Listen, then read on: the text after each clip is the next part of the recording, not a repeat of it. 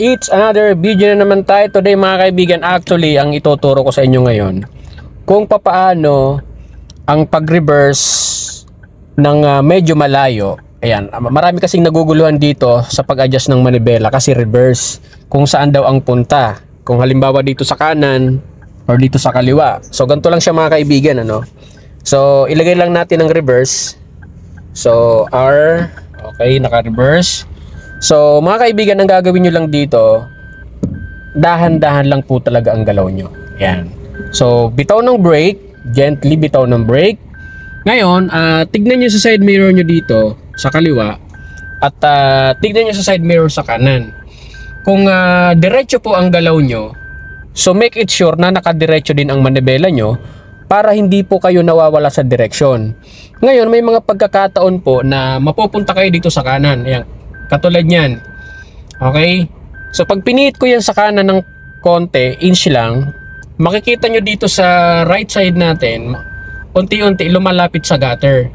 So pagka ganyan ang sitwasyon mga kaibigan, ang gagawin nyo, turn nyo sa konti sa kaliwa. Yan. Para umiwas yan.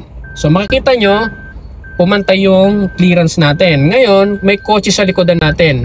Ang gagawin natin dyan para maiwasan natin yung kotse na yan, so turn natin konti sa kaliwa.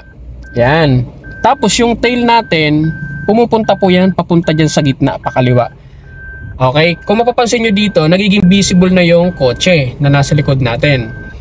So ang gagawin nyo dyan, hintayin nyo lang na magkaroon ng clearance, tsaka natin bawiin tong manibela. So ayan, pansinin nyo, may clearance po siya. So ang gawin natin dyan, actually malapit lang yan eh. So ang gawin natin, bawiin natin yung steering wheel natin sa right. Yan, para hindi yan tamaan. Okay, ito na siya, yung katabi natin na kotse.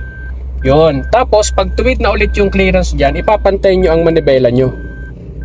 Yun. So ganun lang ho mga kaibigan, ang pag-reverse ng diretso at may mga nakaabala sa likod natin.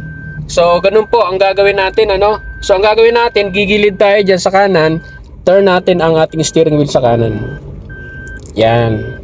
So inch by inch lang ho ang ginagawang pagta-turn kapag kayo ay reverse, para hindi ho masyadong malaki ang nakukuha nyong clearance.